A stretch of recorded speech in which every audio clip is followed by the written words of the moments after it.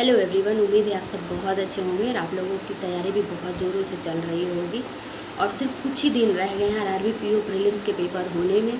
तो मेरी तरफ से आप लोगों की बहुत सारी गुड विशेज़ है, बेस्ट विशेज़ है। गुड छोड़ो यार, बेस्ट विशेज़ है कि आप जाइए अच्छे से पेपर दे के आइए।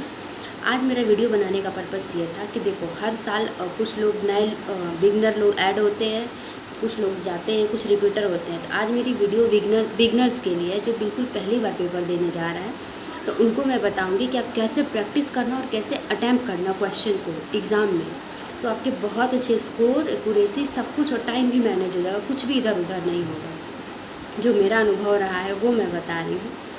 देखो, सबसे पहले जो बिगनर है तो आपको पता है कि टोटल अपने पास कंपोजिट टाइम है 45 मिनट का। उसको डिवाइड करना आपका काम है।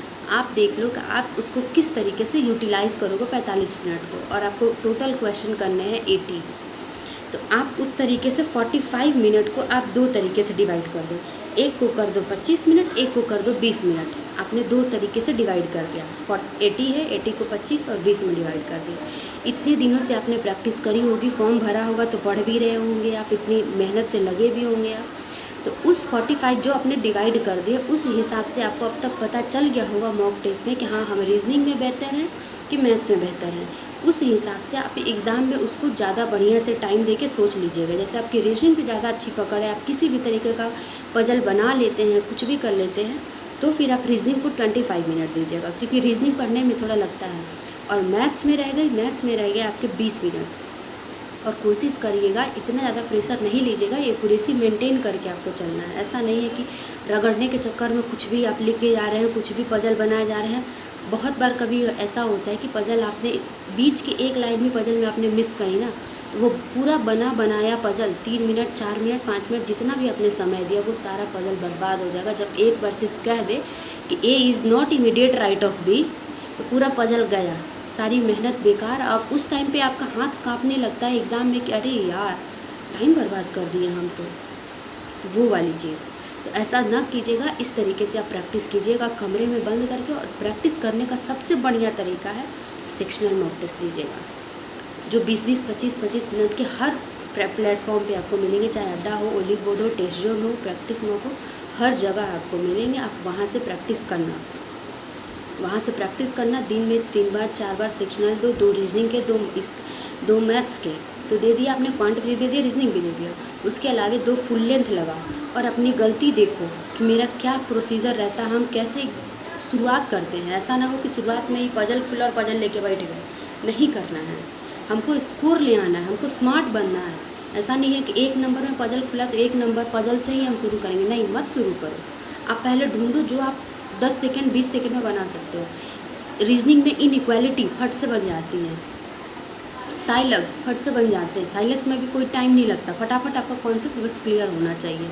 और मुझे उम्मीद है कि आप लोगों ने इतने टाइम से इतना सब कुछ पढ़ लिया होगा। आजकल तो इतना सब कुछ ईजी हो गया, पढ़ना, देखना, सीखना, कि आप सब इतने बढ़िया से प्रैक्टिस कर लिए होंगे। ये तो हो गई।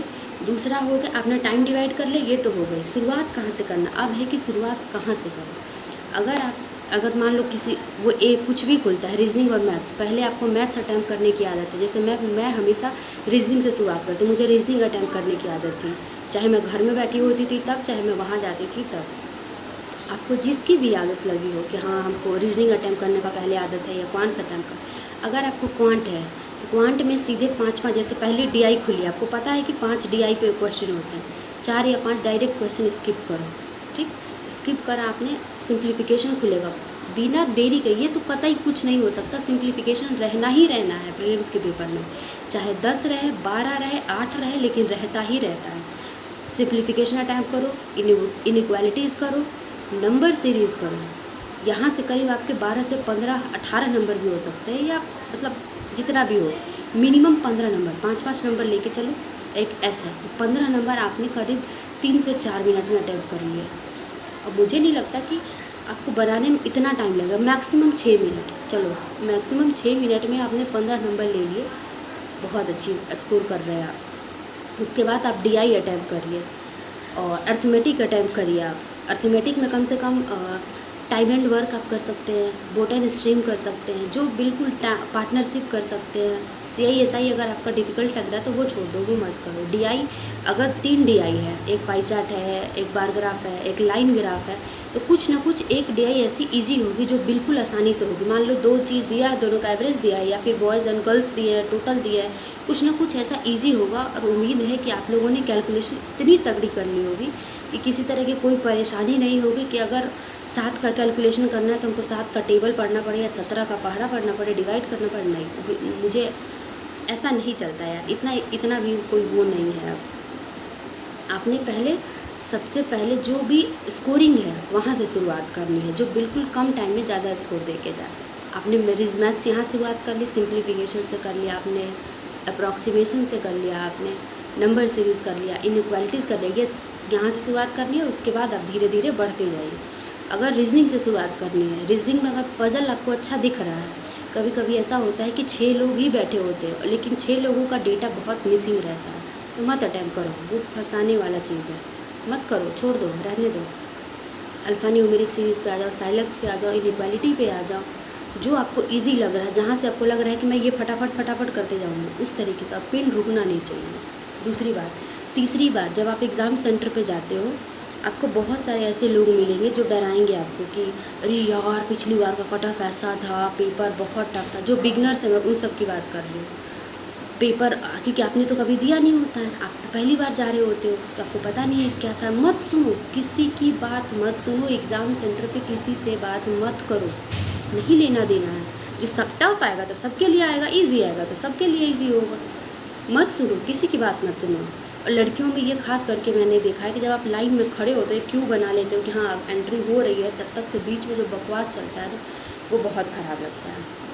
उसमें ना ऐसा लगता है कि क्या करना है, नहीं करना, मत, किसी से कोई बात नहीं, आप सीधे जाओ, पानी पी लो, वॉशरूम जाना है वॉशरूम चले जाओ, उसके बाद आप सीट पे बैठो। सीट पे बैठने में सारे प्रोसेस वेरिफिकेशन वगैरह करा के आप अपना सब कुछ लेके शांत, दिमाग शांत रखना, डरना नहीं है, कुछ नहीं, दिमाग शांत रखो। अच्छे से पानी वानी पी ही लिया आपने, फ्रेश हो गए, किसी से कोई बात नहीं करो कि हाँ कितना बनाना है, पिछली बार का कितना कट ऑफ था, मुझे इतना अटैम्प्ट करना होगा तब जाके प्रीलिम्स क्लियर होगा, नहीं है।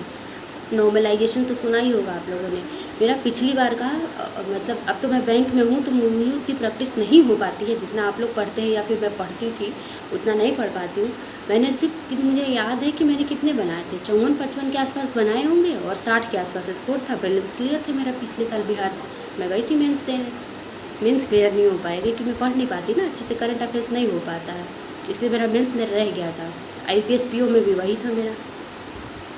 तो वो छोड़ो, वो बात की बात है, बात नहीं करना। जब आप पेपर अटैम्प्ट कर लेना तब बकवास भले ही कर लो। और तो भी पता है, अटैम्प्ट करने के बाद भी ऐसे लोग बनाए रहेंगे 40 और पूछोगे कि आपने कितना अटैम्प्ट किया, 55, 60, 62, ऐसे होता है। इसलिए 3-4 चीज़ें जो मेरा पर्सनल एक्सपीरियंस है वो मैं बता, वीडियो बहुत लंबी हो गई है, वो मेरे पर्सनल एक्सपीरियंस है वो बता रही हूँ मैं। ये सब कुछ ना करना, दिमाग को एकदम रिफ़्रेश रखना, किसी की बात में कोई कटअप कोई कुछ नहीं, क्योंकि अब 3-4 दिन में वैसे भी कुछ उखड़ नहीं जाएगा, ठीक है। आप तो जो प्रैक्टिस करेगी वही प्रैक्टिस बस करते रहो और दिमाग को शांत रखो, पेपर अच्छे से देने जाना आप, बस इतना ही। और अच्छे से पेपर दे के आइए, कोई से कोई बातचीत नहीं कितना कट ऑफ जा रहा है क्या जा रहा है। अब तो जो होगा यार 2-4, हम तो बैंकिंग ये में है कि जहाँ 15-20 दिन में आपको सब कुछ पता चल जाता है कि हाँ क्लियर हुआ है, प्रीलिम्स की रिजल्ट आए, नहीं आए, क्या है नहीं, ठीक है। तो इतना रिलैक्स रहिए, पेपर की तैयारी बस करते रहिए, प्रैक्टिस कीजिए। सेक्शनल ज़रूर दीजिए, सेक्शनल बहुत काम आते हैं प्रीलिम्स में, सेक्शनल दीजिए, प्रीलिम्स में नहीं मेंस में भी बहुत काम आते हैं। सेक्शनल RRB में बहुत काम आते हैं, सेक्शनल ज़रूर प्रैक्टिस कीजिए और 20-25 मिनट आप टाइम डिवाइड कर लीजिए, उसके हिसाब से प्रैक्टिस कीजिए। बाकी ऑल द बेस्ट, बाय।